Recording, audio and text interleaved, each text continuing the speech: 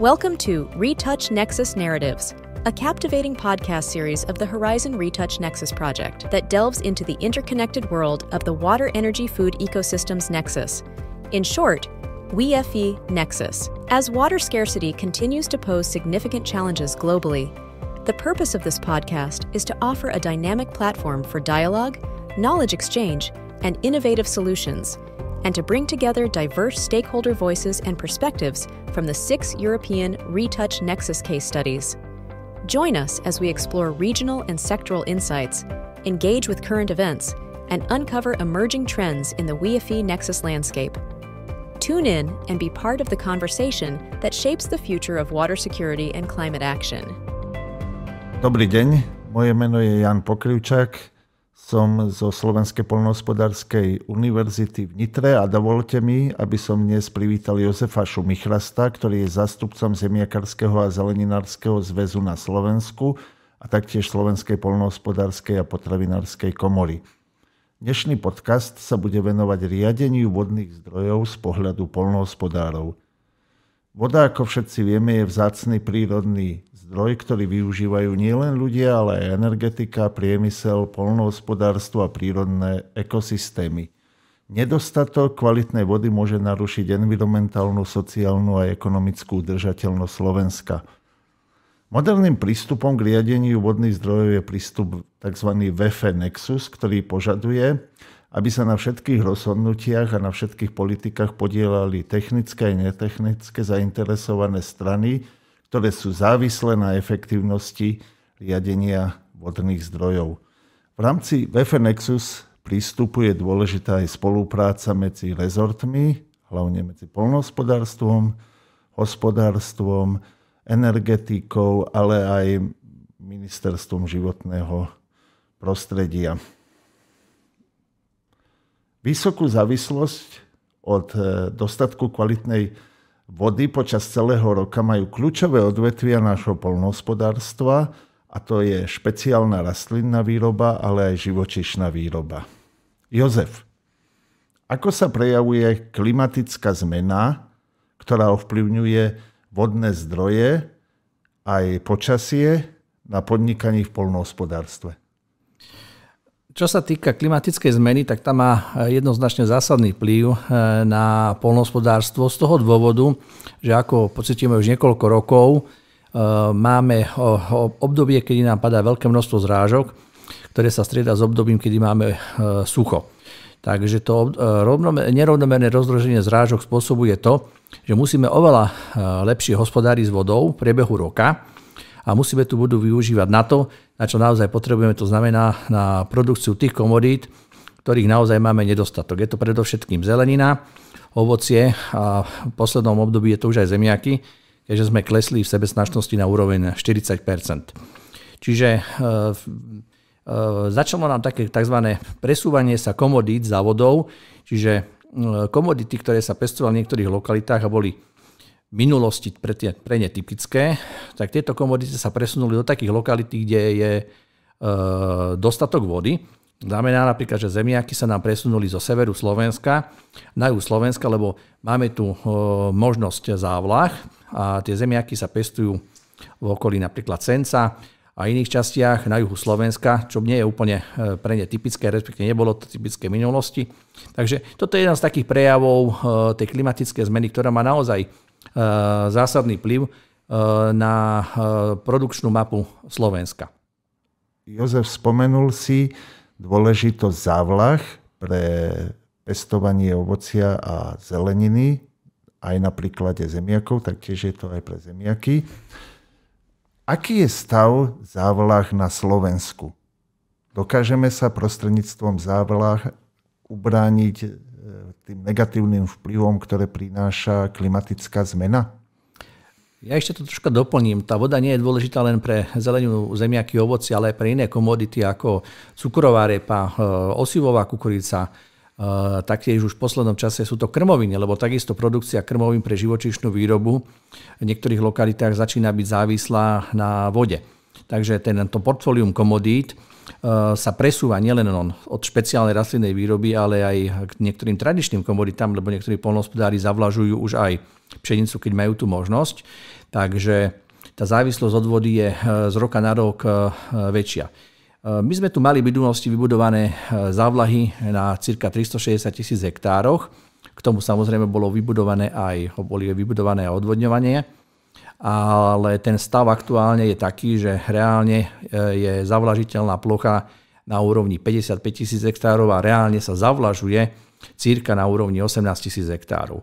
Čiže tieto čísla same hovoria o tom, že to, čo tu bolo vybudované v minulosti, sa nevyužíva, ale ten stav závlah je naozaj už v katastrofálnom stave a to, čo sme doteraz ako poľnohospodári dokázali investíciami v podstate menšieho charakteru udržiavať ako tak pri živote, tak jedná sa teraz o investície v hodnotách niekoľko miliónov eur, ktoré budú v priebehu najbližších rokoch vyžadovať čerpacie stanice a hlavné rozvodné siete. Lebo keď to tak rozdelíme na drobné, tak koncové zariadenie z toho celej sústavy, tá najmenšia položka ako na investíciu, ale samozrejme my potrebujeme dostať vodu k tomuto koncovému zariadeniu. Čiže problémom sa stávajú čerpacie stanice, ktoré distribujú vodu pomocou rozvodných sietí ku koncovým zariadeniam. A práve toto vnímame ako najväčší problém v aktuálnej dobe, že toto zanedbanie, lebo stále je to majetok štátu, spôsobilo to, že tú vodu nevieme vhodným spôsobom distribuovať. Takže toto je potrebné v najbližšej dobe riešiť a k tomu treba nájsť nejaký vhodný model. My sa bavíme o nejakom PPP projekte, verejno-súkromnom partnerstve, kde by sme vedeli naozaj uspokojiť tých, ktorí naozaj zavlažovať chcú a chcú produkovať komodity, ktoré sme tu spomínali.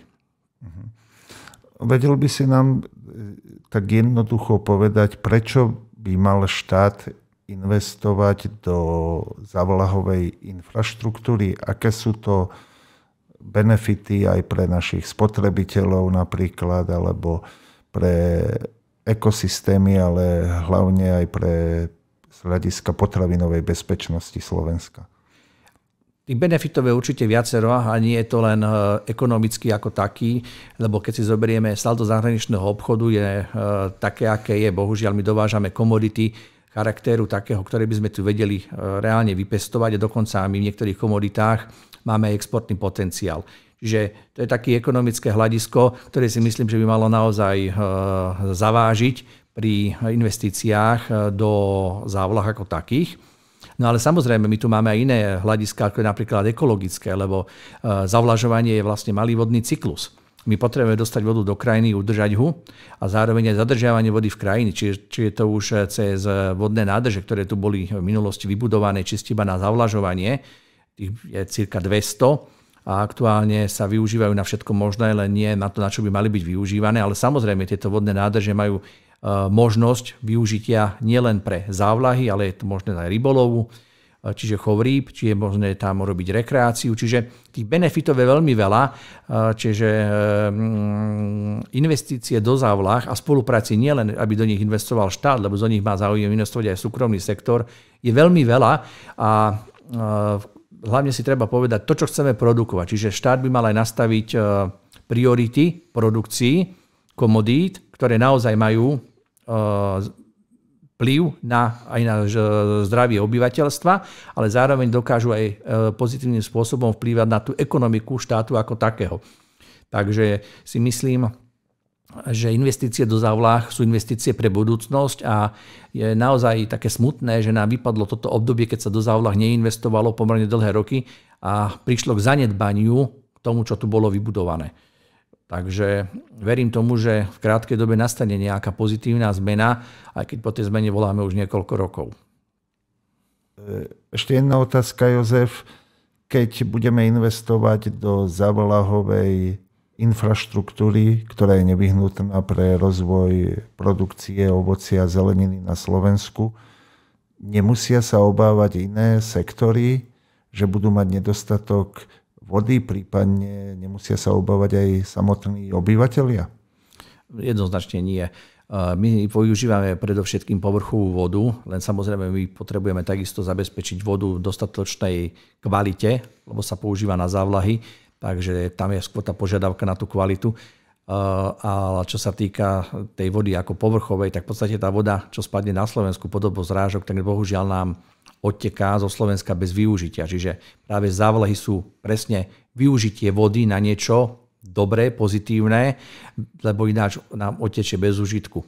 Takže ja by som tieto obavy vyvrátil úplne, aby naozaj ľudia nemali problém s tým, že ideme zavlažovať a spôsobujeme pomaly klimatickú katastrofu. Práve že naopak, lebo ako už som aj hovoril, je to taký kvázi malý vodný cyklus a prichádza aj keď sa to používajú tie závlahy lokálne, tak prichádza tam práve k pozitívnym vplyvom na lokálnu klímu. Čiže to máme nejakým spôsobom odsledované, lebo dokonca vieme a máme také naše kvázi malé štúdie, že tam, kde sa zavlažuje, je oveľa menšie riziko padania ľadovca. Takže tie benefity určite, či sú to ekonomické a ekologické, sú nad obavami.